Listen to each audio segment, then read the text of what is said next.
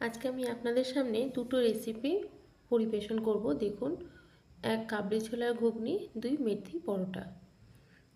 দেখুন, আমি এখানে কাবলি ছোলার ঘুগনির জন্য 250 মতন কাবলি ছোলা আগের দিন রাত থেকে ভিজিয়ে রেখেছিলাম। আমি পরের দিন বিকেলে ঘুগনিটা বানাচ্ছি। দেখুন, প্রেসার কুকারে আমি এটা সেদ্ধ দিয়ে নেব। আমি যে জলটাতে কাবলি ছোলাগুলো ভিজিয়ে রেখেছিলাম সেই জলটা ফেলে দিয়ে আমি সকালবেলা আবার নতুন জলে ভিজিয়ে রেখেছিলাম। দেখুন, ওই জলটা আমি আর দেব না। আমি শুধু ছোলাগুলো প্রেসার কুকারে দিয়ে তারপরে আমি নতুন জলে একটু লবণ দিয়ে এটা সেদ্ধ করতে দেব। দেখুন, খোসা ছেড়ে এসছে। আমার ছোলাগুলো খুব ভালো ভিজেছে এবং খুব সহজেই সেদ্ধ হয়ে যাবে। দেখুন, পরিমাণ মতন জল দিয়েছি যাতে ছোলাগুলো জলের মধ্যে একদম ডুবে থাকে। আমি সেইভাবে মেপেই জল দিয়েছি। আপনারা আঙুলের কর মেপে দিতে পারেন। যতক্ষণে ছোলাগুলো সেদ্ধ হবে ততক্ষণে কিছু সবজি কেটে নিয়েছি। আমি এখানে আলু দিয়েছি, দুটো মাঝারি সাইজের আলু ডুমো ডুমো করে ছোট ছোট করে কুচি করে দিয়েছি। দুটো মাঝারি সাইজের টমেটো নিয়েছি। 1 ইঞ্চি মতন আদা আমি গ্রেট করে রেখেছি আর 3টে কাঁচা লঙ্কা চিড়ে দিয়েছি। এবার আমি কিছু মশলা এখানে একসঙ্গে একটা পেস্ট বানিয়ে রাখবো। দেখুন, এখানে আমি একটু চানা মশলা নিয়েছি, 1 চামচ মতন চানা মশলা, 2 চামচ এখানে ধনে আর জিরে গুঁড়ো আছে, 1/2 চামচ লঙ্কার গুঁড়ো আর 1 চামচ মতন কাশ্মীরি লঙ্কার গুঁড়ো নিয়েছি। যেহেতু 3টে কাঁচা লঙ্কা চিড়ে দিয়েছি তাই কালারের জন্য আর একটু সামান্য ঝালের জন্য আমি 1/2 চামচ লঙ্কার গুঁড়ো নিয়েছি। এবার ভালো করে আমি মশলাটা অল্প একটু জল দিয়ে একটা ঘন পেস্ট বানিয়ে রাখবো। যতক্ষণে আমার কাবলি ছোলাগুলো সেদ্ধ হবে ততক্ষণে পেস্টটা ভালো ফুলে উঠবে। দেখুন, থকথকে একটা পেস্ট আমি বানিয়ে রেখেছি। এবার কড়াইতে পরিমাণ মতন সরষের তেল দিয়ে তাতে আমি কিছু ফোড়ন দেব। এতে আমি 1 চামচ গোটা সাদা জিরে দিয়েছি আর একটা শুকনো লঙ্কা চিড়ে দিয়েছি। একটু ভাজা হলে আমি তারপরে আলুগুলো এতে দিয়ে দেব। আমি ফ্লেমটা একদম লো করে রেখেছি। দেখুন, আমি এবার আলুগুলো এতে দিয়ে দিচ্ছি। সমস্ত সবজিটাই আমি এতে দেব, আলু, টমেটো, কাঁচা লঙ্কা। টমেটোটা একটু বেশি দিয়েছি, তাতে আমাকে আলাদা করে আর টক ব্যবহার করতে হবে না। এবার ভালো করে একটু নাড়াচাড়া করে নেব। নিয়ে তারপর আমি এতে একটু যে মশলাগুলো কেটে রেখেছি অল্প অল্প করে সেটাও দেব। আমি এর সাথে আদাটাও দিয়ে দিয়েছি। এবার পরিমাণ মতন লবণ দিয়েছি, হলুদ অবশ্যই আপনারা বুঝে ব্যবহার করবেন।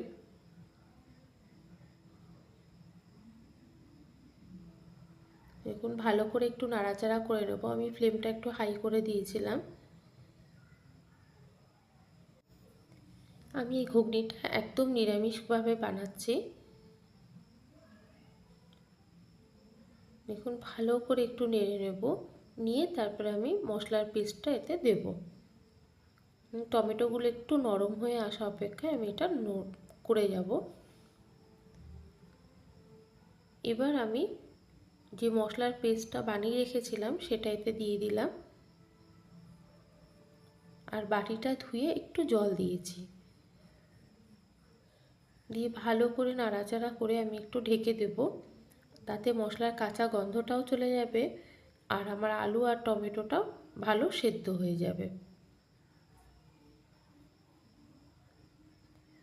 দেখুন, এর সময় আমার ঘুগনিটাও সেদ্ধ হয়ে গেছে। ঘুগনির ডালগুলোও খুব সুন্দর সেদ্ধ হয়েছে, 2-1টা ভেঙে গেছে। দেখিয়ে দিই আপনাদের, দেখুন কত সুন্দর সেদ্ধ হয়েছে।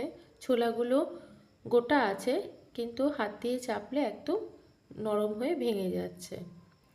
দেখুন আমার মশলাটা পুরো হয়ে গেছে, একদম কষা হয়ে এসেছে। আর একটু বাকি আছে, একটু ভালো করে নাড়াচাড়া করে নেব। দেখে নেব আলুগুলো ভালো সেদ্ধ হয়েছে কিনা। আলুগুলো ভালো সেদ্ধ হলে আমার ঘুগনিটা করতে সুবিধা হবে। আমি ফ্লেমটা একটু মাঝারি আঁচে দিয়ে রেখেছিলাম। দেখুন আর একটু কষিয়ে নেব ভালো করে। সামান্য একটু জল দিয়ে আমি কষিয়ে নিচ্ছি। আমি ঢাকনাটা এবার খুলে রেখেছি, আর দিইনি। আর একটু হবে আলুটা, তাই আমি একটু কষিয়ে রেখে একটু ঢেকে দিলাম। আমি 5 মিনিট মতন ঢেকে রেখেছি। দেখুন এবার ভালো একদম মশলাটা কষে গেছে ভালোভাবে, এবং আলুগুলো খুব ভালো সেদ্ধ হয়ে গেছে। দেখুন এবার একদমই সেদ্ধ হয়ে গেছে, আর আমার মশলাটা থেকে খুব সুন্দর একটা গন্ধ বেরোচ্ছে এবং মশলার চারপাশ থেকে তেল ছেড়ে আসছে।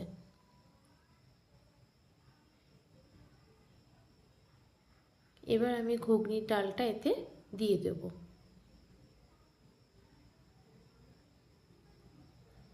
দেখুন আস্তে আস্তে সমস্ত ঘুগনির ডালটা আমি এখানে দিয়ে দেব। আমি যে ডালটা সেদ্ধ করে রেখেছিলাম সেই জল সমেতই আমি এতে দেব। এখন প্রয়োজন মতন একটু গ্রেভি দেব, যতটুকু লাগবে। এবার চানাগুলো আমি ভালোভাবে মশলার সঙ্গে মিশিয়ে দেব। এই সময় আমি ফ্লেমটা হাই করে দিয়েছি। ভালোভাবে ফুটে ওঠার অপেক্ষায় থাকবো। দেখুন আমি এতে আরেকটু গ্রেভি দেব এবং অবশ্যই গরম জল ব্যবহার করব। এতে তরকারির স্বাদটা ভালো থাকবে। এবার আমি এটা ঢেকে দিয়েছি এবং ফ্লেমটাকে বাড়িয়ে দিয়েছিলাম। দেখুন খুব ভালো ফুটে উঠেছে। আমি পরিমাণ মতন জল এতে ব্যবহার করেছি। আপনারা চাইলে এটাকে ঘনেও রাখতে পারেন, কোনো অসুবিধা নেই। দেখুন আমার এটা প্রায় হয়ে এসেছে। আমি এবার এতে কিছু মশলা অ্যাড করব নামানোর আগে। দেখুন আমার ঝোলটা একদম ঘন হয়ে এসেছে। এবার আমি এতে কিছু ধনেপাতা দিয়ে দেবো। আপনারা চাইলে আরেকটু বেশিও দিতে পারেন, খেতে ভালো লাগবে। আমি মাপ বুঝে দিয়েছি, অবশ্যই আপনারা মাপ বুঝে ব্যবহার করবেন। আর একটু ভাজা মশলা দেবো, বড় চামচের 1 চামচ মতন ভাজা মশলা আমি এতে ছড়িয়ে দিয়েছি। দিয়ে এবার আমি এটা ঢাকনা দিয়ে রেখে দেব। আমার চানা মশলা একদম তৈরি হয়ে গেছে। দেখুন কাবলি ছোলার ঘুগনি আমার একদম তৈরি, সম্পূর্ণ নিরামিষভাবে। এবার আমি চলে যাব মেথি শাকের পরোটায়। পরোটা করার জন্য আমি এখানে 1 কেজি মতন ময়দা নিয়েছি, তার সাথে আমি একটু আটা মিশিয়েছি। এবার আমি এতে কিছু উপকরণ মেশাবো। আমি পরিমাণ মতন লবণ দিলাম, দেব স্বাদ মতন চিনি, অবশ্যই অল্প পরিমাণে। এবার দেব একটু ভাজা মশলা। এই মশলা কটা অ্যাড করলে আর মেথি শাকের পরোটাতে মেথি শাকের যে তেঁতোটা সেটা আর লাগবে না। আপনারা অবশ্যই বুঝে ভাজা মশলা ব্যবহার করবেন, কারণ তাতে একটু ঝালের পরিমাণ থাকে। এবার দেব বড় চামচের 1 চামচ জোয়ান, একটু সাদা জিরে, গোটা সাদা জিরে দিয়েছি। এবার সমস্ত উপকরণ আমি একটু হালকাভাবে মিশিয়ে নেব। আমি তেল দিয়ে এটা মাখবো না, আমি সবার শেষে তেল ব্যবহার করব। আর দিয়েছি 1 ইঞ্চি মতন আদা গ্রেট করে রেখেছিলাম, সেই আদা কুচিটা। দেখুন ততক্ষণে আমি মেথি শাকটাকেও একদম মিহি করে কুচি করে রেখেছি এবং ভালো করে ধুয়ে রেখেছি।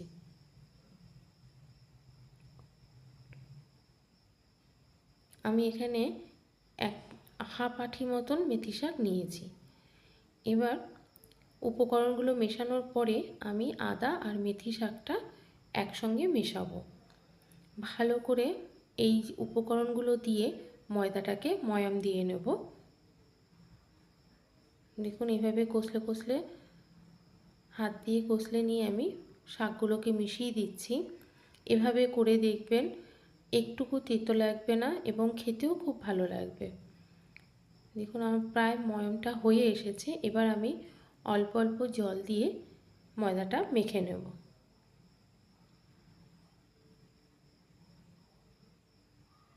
দেখুন আমার এতে এখন কোনো তেলের ব্যবহার আমি করিনি, একদম মাখিয়ে রাখার পরে আমি সামান্য তেল দিয়ে এটা রেখে দেব। দেখুন অল্প 1 চামচ মতন হালকা সাদা তেল নিয়ে আমি এটা দেখুন 10 মিনিটের জন্য মেখে ঢেকে রেখে দেব।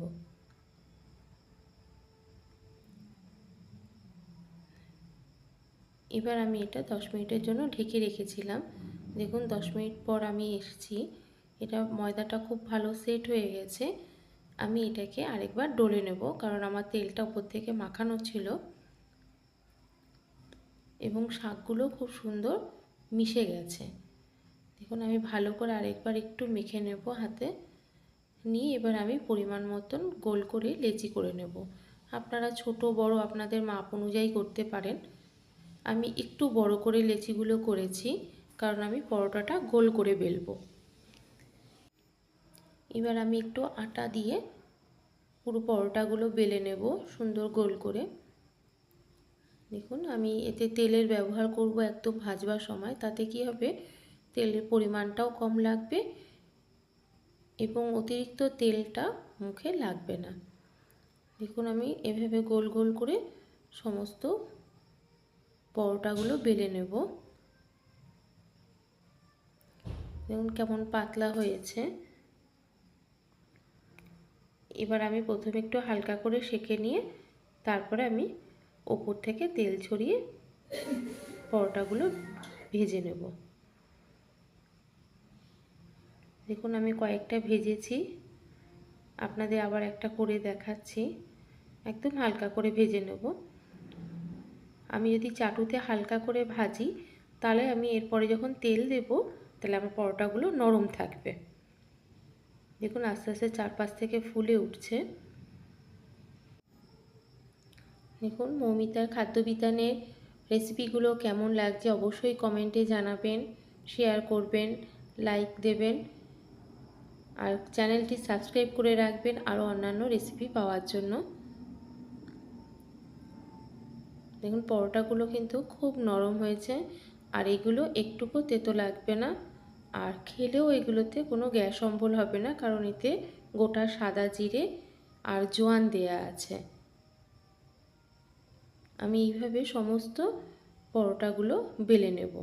আমি লেচিগুলো একটু বড় করেছিলাম, কারণ আমি গোল করে বেলছি, তাই আপনারা আপনাদের মাপ অনুযায়ী করে নেবেন। দেখুন পরোটাগুলো কত নরম হয়েছে আপনারা দেখলেই বুঝতে পারছেন। আমার কাবলি ছোলার ঘুগনি আর মেথি শাকের পরোটা পরিবেশন করার জন্য একদম তৈরি হয়ে গেছে। সম্পূর্ণ ভিডিওটি দেখার জন্য অসংখ্য ধন্যবাদ।